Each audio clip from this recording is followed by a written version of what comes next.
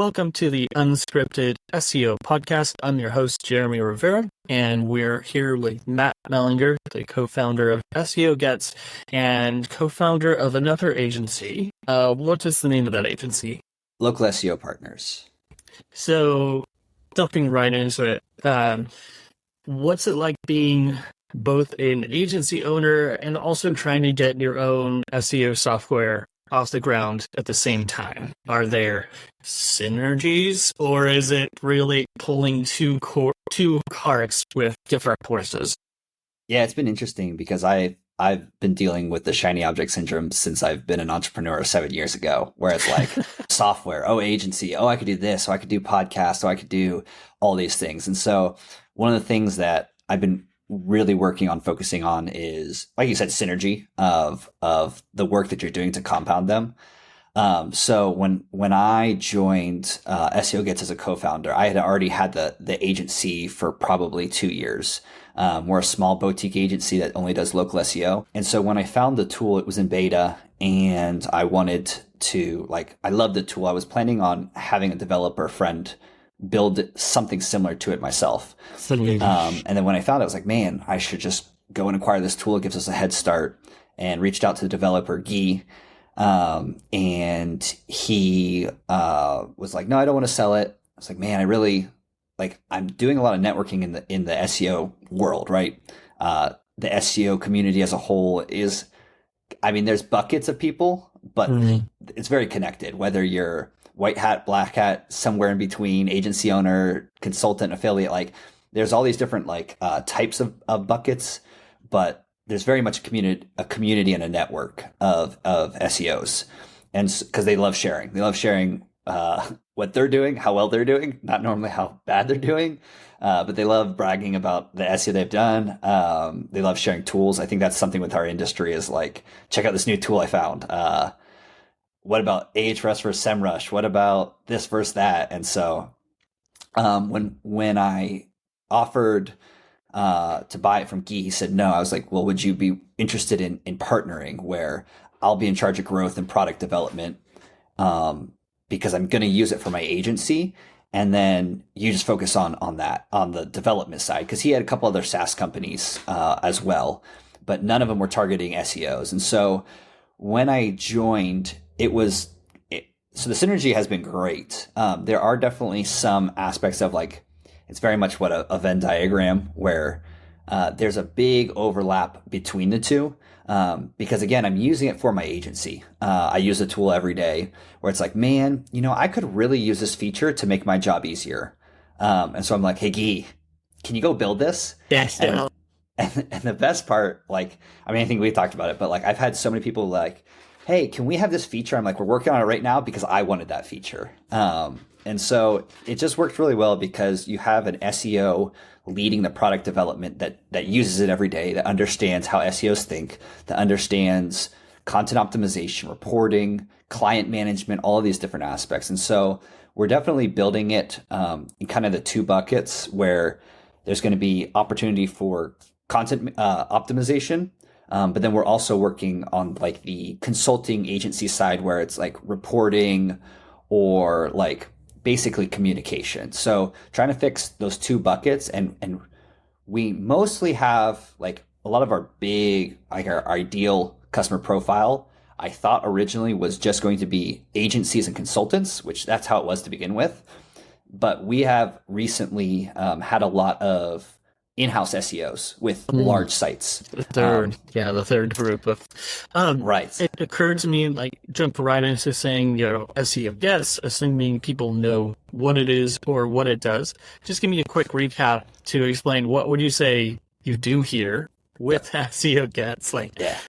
I know what it is, you do, but just kind of explain real fast, what the concept is and what the software does.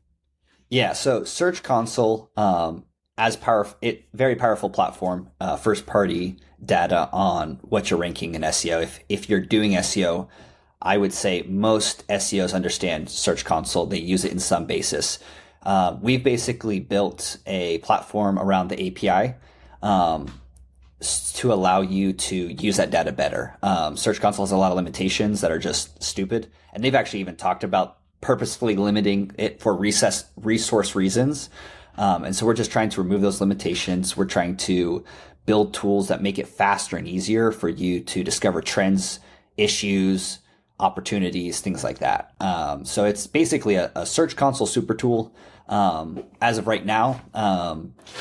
And there's opportunity later for some really cool upgrades to it, where we might bring in self-storage so that you can extend the storage past 16 months. We kind of talked about that. There's email reporting. So there's things outside of it that just add to it, but it's at a core. It's a Search Console API wrapper that does a really good job of bringing value to SEOs.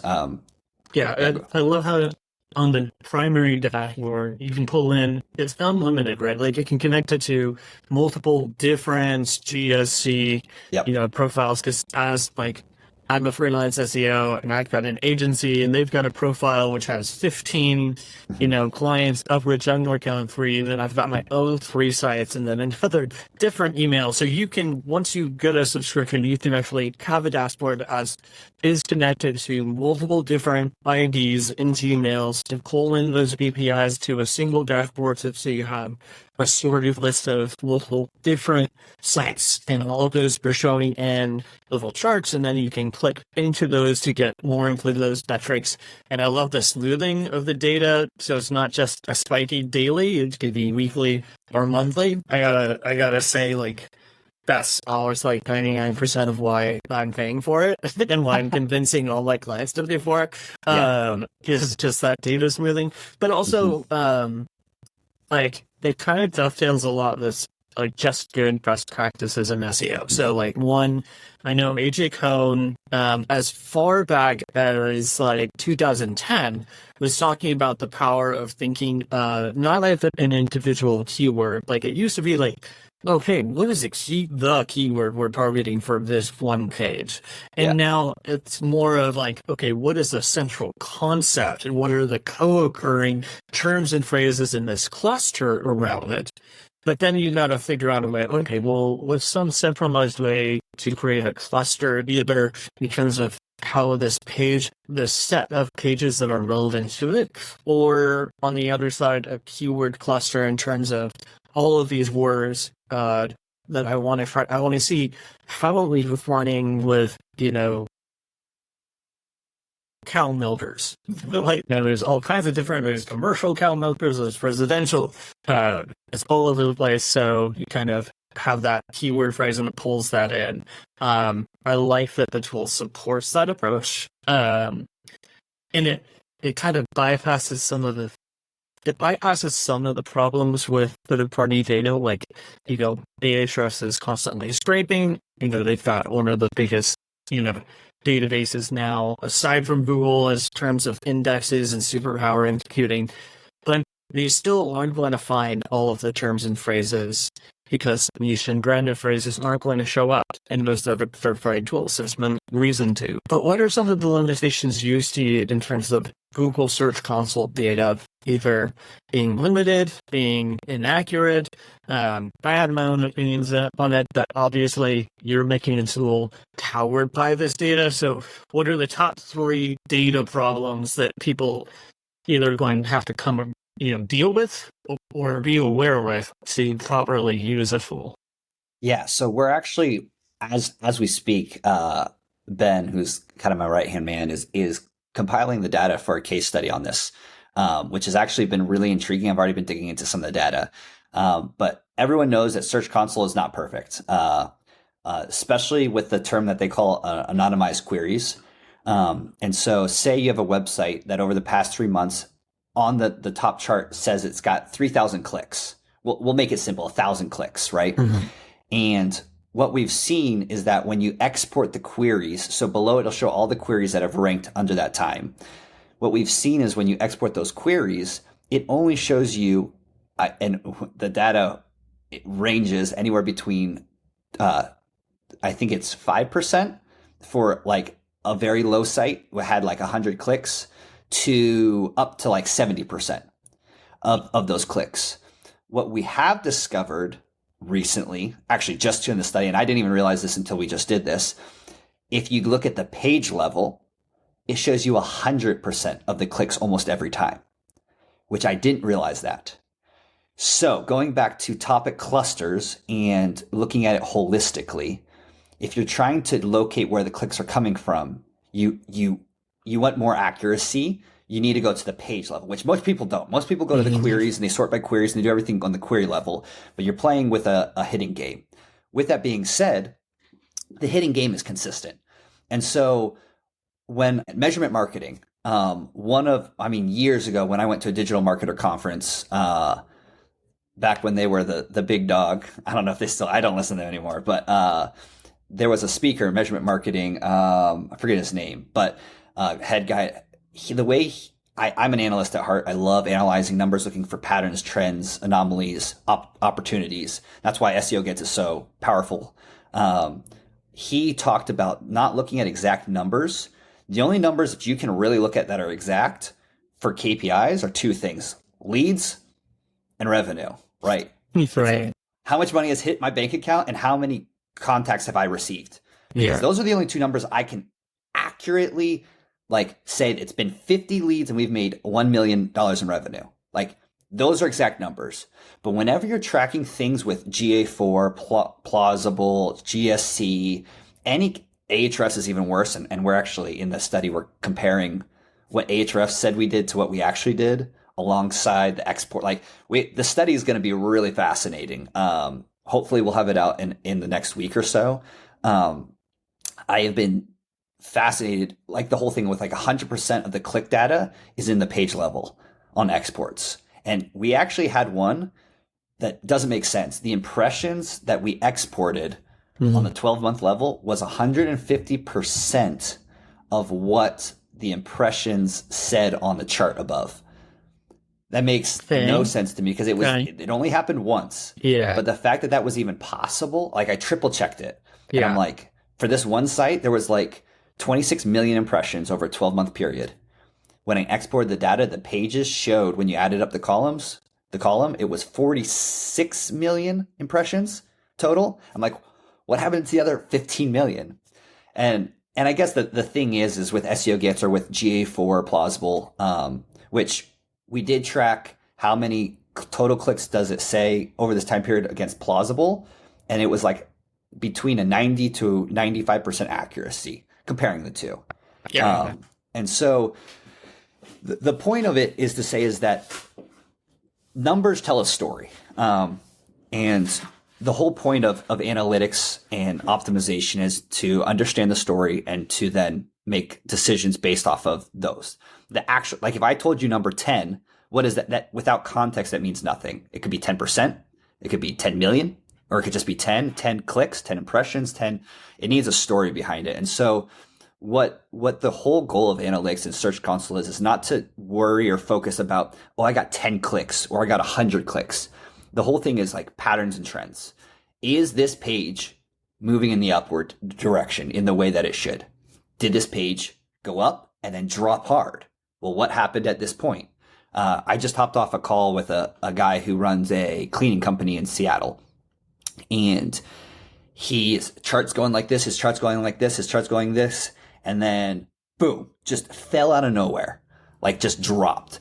And SEO Gets has the feature to create annotations. And so when I looked into his annotations, he added local schema to all of his pages on that day. Well, long story short, is the local schema he created city pages for a bunch of different cities, but he copied the same local schema for his main city on all of them. And basically all of his pages disappeared because there's conflicting data between the schema and the on-page SEO. Yes. And so what we just did is we changed all the schema. He just reindexed them, and we're going to give it about a week. But it was a very clear, add it, right. And we'll see. That's SEOs experimenting. I was shocked at how, very consistent upward trend, did one thing on the day and literally within 24 hours saw the impact. And so it's it's the same thing with the disavow files. That's a controversial subject right now. I've had experiences disavowing and it's worked fantastically. And then you have Cyrus who disavowed his entire link profile and nothing happened. Yeah. And so it's studying and testing is what I love doing. But again, that's based off of targets and understanding. Like you said, instead of focused on the exact seed keyword or this one keyword, which is important, you need to have a focal point that you're putting in your title tag and your meta tag and things like that. But think of it holistically as a customer, instead of more semantically, like trying to combine the two. But normally if you focus on the customer, the semantic part comes. Like if you're truly trying to build something that solves that issue and the intent, semantics normally will come organically because you're talking about the subject well. Like you're solving for the intent of the end person at the, who is your ideal audience, customer, client, thinking through and having those real conversations with your salesperson, having a real conversation with a couple of clients, having a real conversation with customer support. Like, what is causing a problem? What do they not know that they need to know? And getting that answer back and turning it into, okay, well, that means on the sales page itself, if they keep asking about the size of it, what are the dimensions, and they ask that every time, then you should put the dimensions up onto it. Or, for the love of God, what is the pricing of this thing? Yes. I Prices do not start understand at X price. Yeah, I do not understand SaaS software product managers and leaders and sales teams who want their people to come in blind, and unqualified and take a demo. We're not even going to suggest like, okay, is this a $10 thing or $10,000 thing? Like, right. You can't find out until you do a demo. Come on, do our demo. We're certainly not going to hit you with a stick. And then I'm going to hit you with a stick. It's a very pricey stick. But it's about solving for intent. I think you're right. There is that, like, those cheap paths of like becoming obsessed with tools and models that can help automate and come up with these semantic relationships between words. Almost feels like an over-reliance on certain tools or paths to do it with, to avoid, like, don't be, an over-introvert in SEO. Sometimes you gotta, like, talk to people to try to get these things lined up better. Yeah, and I'm not saying those tools aren't helpful. Those tools, again, often are just, people also ask, like, what are the questions that I wouldn't think of to answer that need to be answered on these pages? But again, that's kind of looking at it holistically. I'm not saying, and I say all this, and there's people crushing out there with just semantics, semantical SEO. And it's like, sure, it works. It does work. And like Kyle Roof has proved that Google can't read, and that it looks at semantics and entity or correlations. And like, I definitely agree. But again, there is that balance between, and I think one of the interesting things with SEOs is we're normally more technical minded or like statistical, analytical, whereas like you have a lot of people that are just web designers and developers that are more design heavy, right? So they're much heavier on like making it look beautiful and creating these flows and all these things. And it's like the key is both. I lean more to the, like, I have seen so many high performing sites. I mean, what was ClickFunnels for how many years? Like the ugliest sites that people made so much money on, and it converted so well. And so there's kind of this thing of like, there's an ego battle with design. Yeah. And I would almost say like the other side is that like the technical side is normally backed more by data. Like we need this many words. Like I know it doesn't look as great. I know that internally linking seems kind of weird in the anchor text as opposed to like beautiful buttons with cards that say view more. But statistically, the pages that do well have these things. So do you want to make money or do you want to look good? Yeah. Bradley Benner always says that. He's like, do you want a pretty site or a performing site? Because what do you want? So. Yeah, and then you have developers who create a single page application, JavaScript type site, and they have a beautiful button, but it's just a button. It's not actually an Ahref link that leads to another page that can be indexed. It's all a single page. You click the button, you interact with it. Okay, that's great. But then you try to crawl it. You're like, did I check the no index? No, okay, it's not the no index. I can't crawl the site. What is it? Okay, there are no links on this site. There's one page on this site, despite like I clicked all these buttons that go to these things, but no, sometimes you have a developer who thinks it's incredible for you to use Angular for your front end of your website.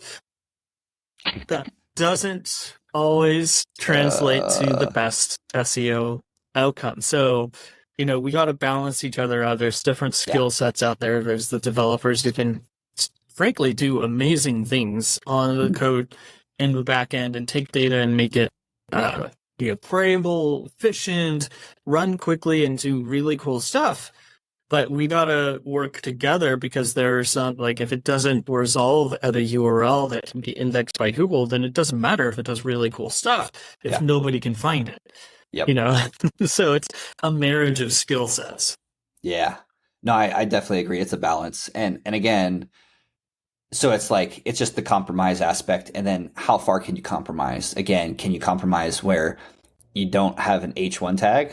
No, you should never compromise there. You should always have an H1 tag. Like, that's just, those are the basics, but like, you'd be shocked at how many people are like, well, in this template, the design looked weird with the H1 tag, so therefore I don't know how to style it. And I'm like, what? No, you change the CSS file and make the H1 the same size as the text. Like, right. It's not rocket surgery. But some people can't do that. Like, some business owners that are using like the Wix or the drag and drop builders that weren't. They're getting better, but that weren't originally built for SEO. Yeah.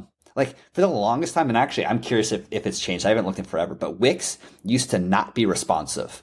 It is now. I'm willing to worry over Steam mucho credit for many layers of having an all of SEOs, bringing people in, having a very smart team to try to improve their platform. So I will give them props. I've almost made a Wix site for a client. I hesitate. I balked at the last second, but I no longer say immediate veto, let's get it out of there. So they're rising in my estimation. Morty, if you're listening, sorry. I think you're doing a great job. What I'm saying is they have dramatically improved over the last few years. Like, again, it used to be one of those things that if you had a Wix site, you knew that they weren't considering SEO at all, because again, some of the most basic things were like missing. Now it's a like GoDaddy site builder. You're like, okay, you don't care. You don't have it. That's sweet. Yep. But it's almost like you don't know what you don't know. And I feel a deep sympathy for so many of the small business owners. I'm sure on your agency side, you run into this as well. They work hard. They wake up at 6 o'clock to get their asphalt equipment on the scene, and they do incredible work all the time, but they just don't know what they don't know when it comes to websites. And, this web edit portal or whatever seemed like a good solution at the time, and just don't know what they could be doing. Like, I just checked in the asphalt maintenance niche in this region, and literally 1 in 20 of asphalt contractors even have a website. Most of them have maybe a Facebook page, maybe a Google business profile that might have a phone number. Like, they've got a name, maybe a phone number, maybe a Facebook page or something, but 1 in 20 actually has a legitimate website, and that legitimate website is legitimately terrible, and it has like 2 backlinks. And they're ranking number 1 because they're the only in the kingdom of the blind. The one-eyed man is king. Exactly. Yeah. And that's the thing with a lot of like areas. I mean, if you come in with just an exact match domain, no backlinks, no citations, and you just build a proper structured site with on-page SEO with an exact match domain, you can beat most of the local people on the local level. Again, not talking metropolitan cities that are big, but even there, I've done some exact match domain tests, and just, it's like, how did I don't have any, it's a 1-page site with good on page, and it's ranking number 1 for the key term. And it's like, this doesn't make any sense, except it's very semantically clear about what they do and where they do it. That's always my go-to. I've done 100, 200, 300 SEO audits. When I sit down and done for that discovery, it's always a question of, what would you say you do here? And did you actually say it in text that Google can read on your site? Yep. It's like 1 in 10 at best has actually said what they do. Like there was one guy that we're the best at, we excel at customer service, and we'll deliver your product as fast as possible. What do you do? Like, oh, we do restaurant rebranding and redesigns for Red Robin and other chain restaurants. I'm like, you never said restaurant. You never said redesign. You said, the fastest delivery, best customer service, and your pictures are all over the place. Like, I couldn't tell if you were a restaurant chain or like, you're taking pictures of things. So sometimes for these small business owners, it's a matter of stepping back and saying, I don't know what I don't know, and finding, a person's trust. And I think that's something we have to address as an industry, is taking responsibility for the snake oil salesman. In the war cures that literally were snake oil, and they really didn't work. But it's the guys that sell snake oil that it's not snake oil, it's castor oil. And what's the advice for small businesses who want to, find somebody legit? Like, what are the signals that a consultant or an agency is going to do legit work? So I love this topic because I detest a lot of our industry, because I've personally, I don't know the amount of times that I've talked to someone that has been flat out scammed by SEOs, because they say it's such a churn and burn industry where agencies that have so many clients, they say, as long as we keep them for 12 months and we can replace them within that 12 months by a new client, it doesn't matter if we don't do anything because they're going to churn anyway. We don't get results, it doesn't matter. And we just keep telling them, no, it just needs another 6 months. Yeah. I have had, within the last probably 6 months, 5 or 6 people that have come to me that have paid for SEO retainers anywhere between $500 to $3,000 per month. And I'm not kidding when I say that they didn't have meta descriptions. They didn't have proper title tags. There was a case that the site wasn't even being indexed. They had a robots TXT. And I'm like, you're paying an SEO company and your site isn't even indexed. Like, you can't get more fundamentally flawed. Yeah. Scummy of the, I want to use stronger words. I'm not going to, but that pisses me off because it is small business owners that they're targeting. Yeah. My dad was a victim of that. He was like, I asked, okay, can we get the Search Console analytics for the past 6 months of your work? This was back before I even knew SEO. And I even knew can I get anything? He's like, we don't have that. I was like, then how are you knowing what's working? Well, we had a data about, I'm like, okay, I'm about to punch this guy. Like, I'm sitting across the table wanting to punch this SEO guy because it was very clear that I'm not even going to get into it because obviously it's my dad. He owns a business, small business owner. He doesn't know the difference. Yeah. That pisses me off. He's taking advantage of family. And you're lying, you're gaslighting to their face. That's the issue, is that because they don't understand it, you can use jargon to be like, blah, blah, blah, blah, blah, blah. And they're like, sure, I guess. But why aren't I getting calls? Yeah. Well, whatever. Answer your question, rambling on, because it is a heated subject for me. It pisses me off. If we're going to hire, if you're a small business owner listening, or recommendation, there's really 2 things. Give me a phone number or an email or contact information of someone that you have helped that has gotten results that I can talk to. If you can give me 2 or 3 of those, even better. Give me 1. I want to talk to them and I want to ask, did these people help you and what? And that's going to be the best thing, rather than if they can't do that for you, run. Second thing is you should understand the basics. We are going to be targeting this general group of keywords. When you type this keyword in, you don't appear. Within 6 to 12 months, we should be appearing on the first few pages of that, if not number 1 spot. If that doesn't happen and you don't get calls, fire them. Move on. Again, I had a timber framing company that we ended up bringing on that was hired. They used someone for, I think, 8 or 9 months when they came to us. And they're like, he seems like he's doing stuff, but we don't know. And they sent over his reporting. And I'm not kidding. When the first 2 months was the same line regurgitated in like 20 different ways. I think we talked about this. It was like a high school report where it's like a word count. Yeah. It was like I set up reporting. Tracking. Right. Yeah, and then I tracked reporting and made sure that tracking came in, and then double checked the tracking reporting and then aligned tracking with what we're doing. And it's like, so you didn't do anything. You put a script on and you didn't do anything.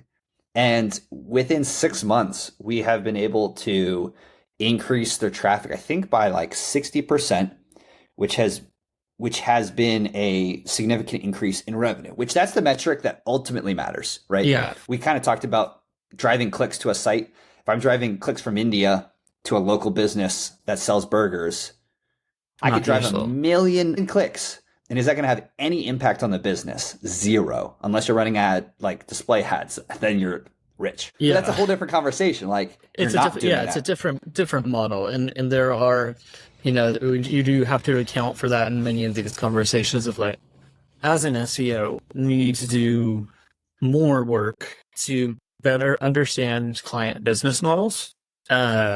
This came up in, Jonas Sickler's interview, talked about it with Mark Preston, who is the former host of this podcast, about, he transitioned entirely from being an SEO to being more of a business consultant who does and understands SEO, and approaches it as, part of the overall business model and scheme. So understanding what is the business, how long does it take for you to take a lead and convert it to the customer? Like, what is your lifetime value? Because if you're short-sightedly looking at, I need to spend this much money and get one e-commerce conversion and it's worth $10, you just left. Okay, well, it might be $10, but is this a type of e-commerce product where they come back in a month? Subscription or whatever, either maybe not a direct subscription, but they end up, like, what is the total lifetime value for clients? Like, are you tracking that? Do they have that information and can create a profile to tell you what is the lifetime value of the customer versus the upfront sign-up? And as a SaaS owner, there's a huge difference between somebody signing up for a free trial and like, oh yeah, I got tons of conversion. I have like an 8%, a 15% conversion rate on my site. Like, okay, well, how many are paid? Okay, first 18% of how much? Like how many clicks of 18% of 100 is not very clicks. Much. That's 10 clicks. 1.5. And then if your conversion rate of those 18 is 1 in 18, then you've got 0.18 conversion out of that, of somebody giving you money. So, understanding and taking it to those next steps. There was a whole conversation I had when I was with TapClicks as a software company. They use marketing qualified leads and unqualified leads as their terminology. I'm like, okay, I have to unsolve. Like, what do you mean by SQL? What is this terminology, and what does it mean for like actual revenue? Why'd you put these in these different buckets? Why are you calling them, unqualified leads versus qualified leads? And is that a measurable difference in the amount of people you're able to close? Or like, how does that impact your workflow? And when some people come from the SEO channel in different ways, are they all falling into one of those two buckets? Or is there a crossover? How are you measuring that? And what are the OKRs that you're proposing to the CEO that you want to hit in the next 6 months, quarter, year, 2 quarters? Like, how are you getting budget for your team? Is a conversation that many SEOs aren't even close prepared to have. Yeah.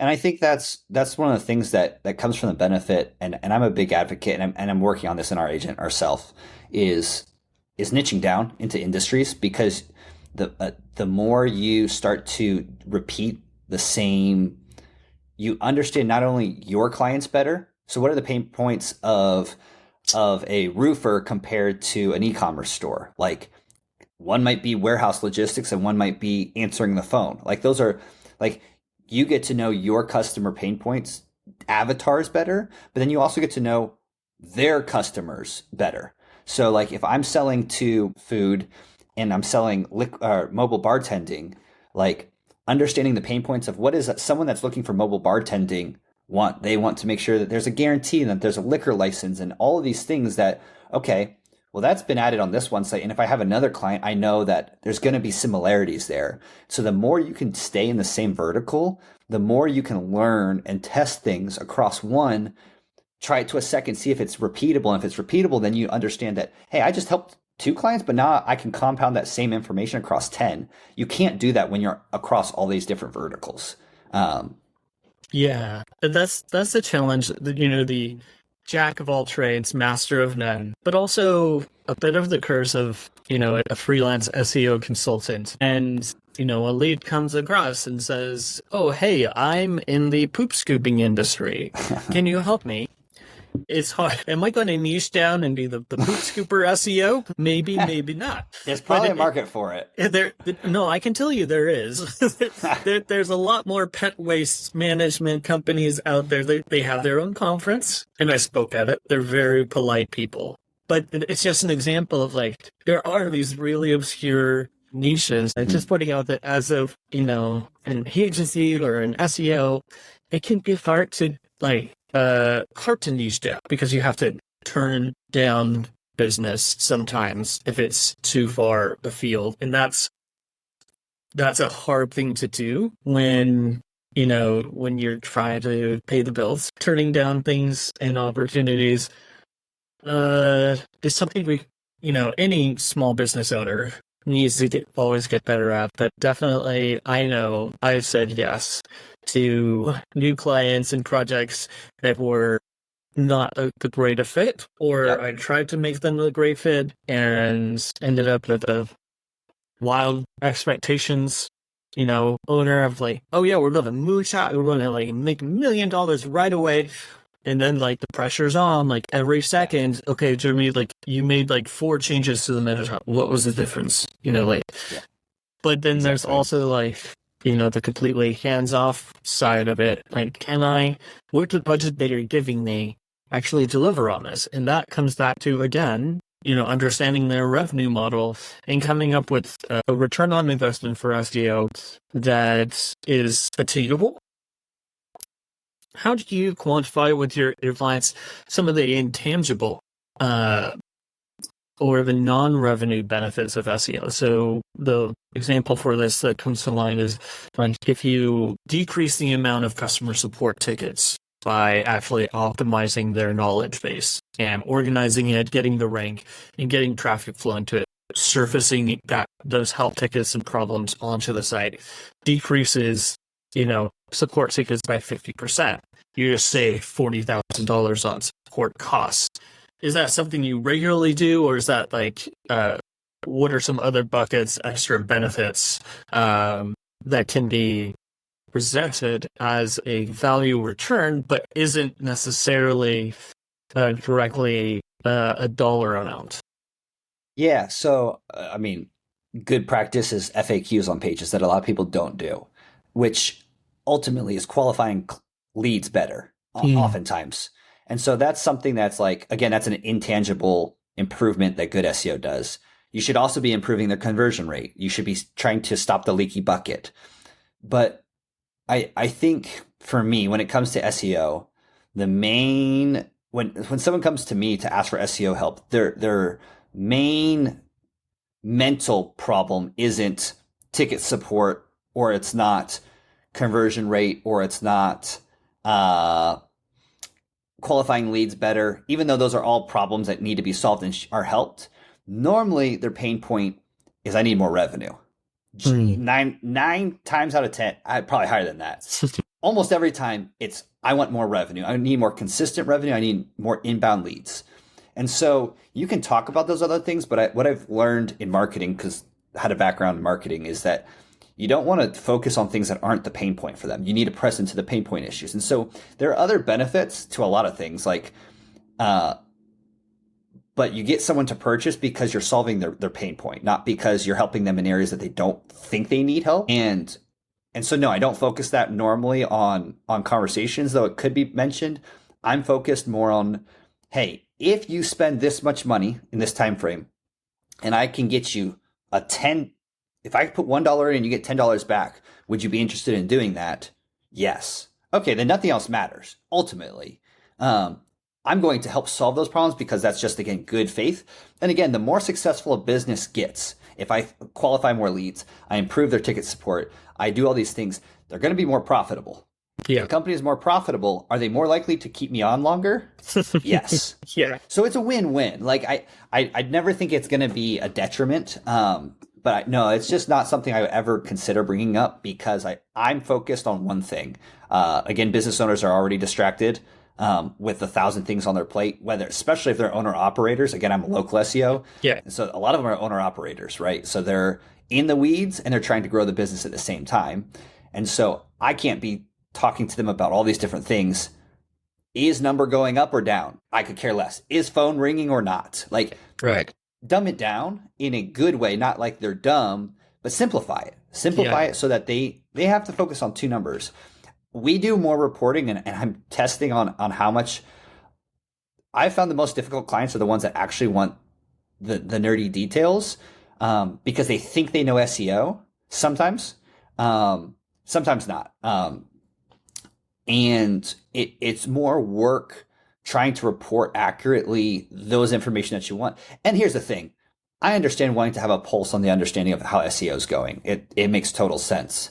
But at the same time, I want to focus on building and growing. And I think it's the balance between, am I getting scammed versus not getting scammed? And one of the ways that they can do that is through reporting, accurate communication of what's happening. But like when I go to order a burger at McDonald's, I'm not like, how do you make the burger? Like, can I know all the details and ingredients in that burger? No, you order the burger and they give it to you and you eat it. Right. You're paying for the end product. Yeah. If I'm selling SEO, the end product is a growth in traffic that qualified for leads that increases revenue. Ultimately, that's the thing I'm responsible for. If you don't have that in a time frame that I tell you, then you should return it like you would a burger. The burger's not good, right? Fair but enough. it's not like, is this real meat? Like, why eat there? Like, if that's, do it, go make your own burger at home if you're concerned about that. And some people do, and some people do their own SEO, and that's great. But if you're coming to outsource it and trust someone, trust them in that area. But it's a balance. It's client management. That's why people love the rank and rent over the agency model in a lot of ways, because it's leverage. They're not concerned about pleasing the client. They're just able to. A lot of SEOs are introverts. They don't want to deal with humans. They just want to go build a bunch of spammy backlinks and rank sites and make money, like at the end of the day. And so there's a balance to those with running an agency for sure. So in wrapping up, what's like your top action item? You're onboarding a new client. What are the top 3 things that you're making sure they do? And let's narrow it down. You're specializing in local SEO. So let's say, what are the top 3 action item things that you always do when you onboard new local SEO clients?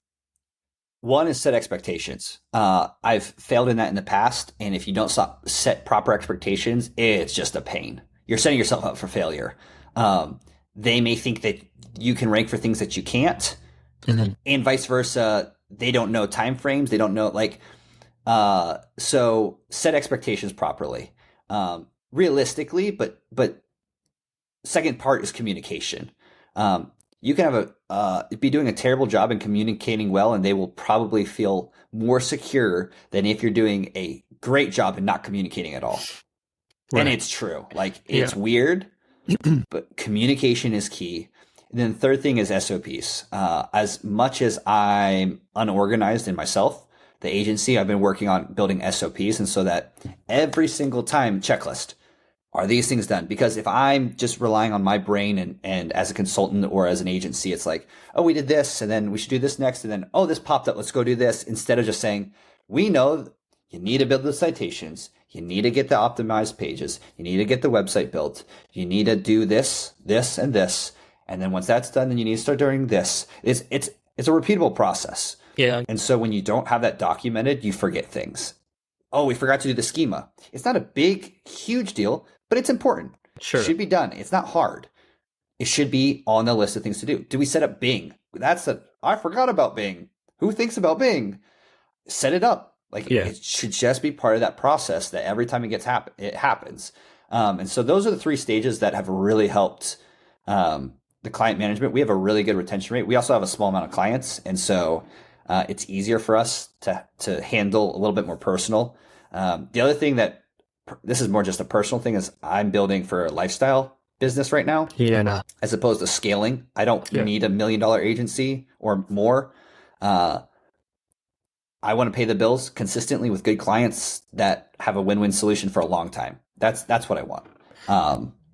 Yeah, I've really seen the difference between, any leadership or management that's focused on, this is our cash cow and we want to make as much money as possible out of it, versus management that's looking, we're a lifestyle company. So when I first came on to Raven Tools, they were very big, 10, 15 years ago. And there were 3 founders, and they were super focused and super clear. Hey, this is a lifestyle company. We could make a ton more money off of this. But we want to provide a good product and have a good team that's having a lot of fun. And we're going to build really weird, awesome stuff. And, they ended up selling, splitting up and selling it to a third-party company who just treated it as a cash cow. And they slashed the staff to half. They slashed the staff to a quarter. And then they had to hire me back on because they lost so much institutional knowledge that their cash cow was starting to wither on the line. And so, you have a mentality of the displaced corporate leadership who's looking at these numbers like, oh my gosh, we're spending so much on human resources for Raven Tools, but they're only this much percentage of our profit.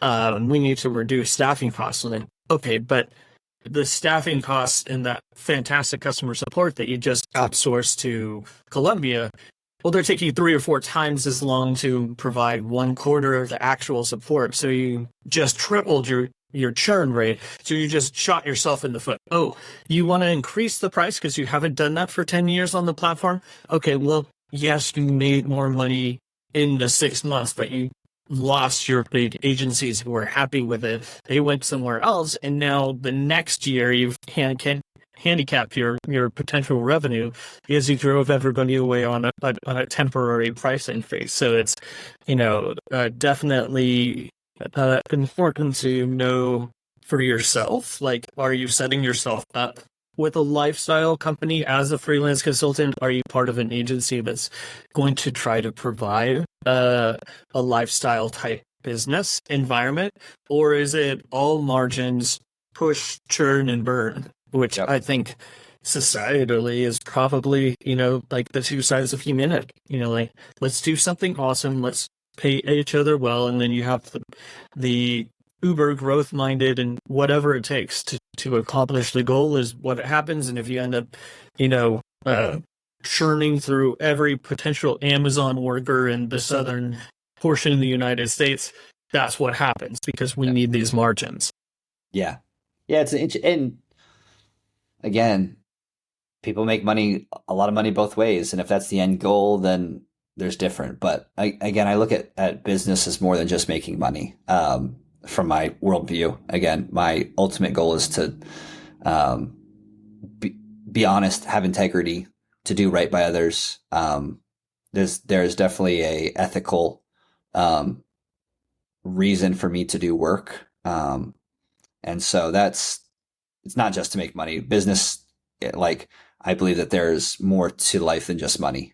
So that makes sense. So wrapping up, just tell people where we can find you if they want to have conversations. Are you on Twitter or on LinkedIn more? What are you up to? Mostly on Twitter. Also email me at matt@SEOgets.com anytime. Check out the tool. Let us know what we can build. Again, we have a lot of stuff coming. It's a lot of fun. Doing a lot of case studies. And if you have questions on the local SEO level, feel free to reach out. I'd love to take a peek at anyone that has local SEO. I just love local SEO from the analytical standpoint. So, all right. Thanks so much for being a guest. See you next time. all right. Thanks, Jeremy.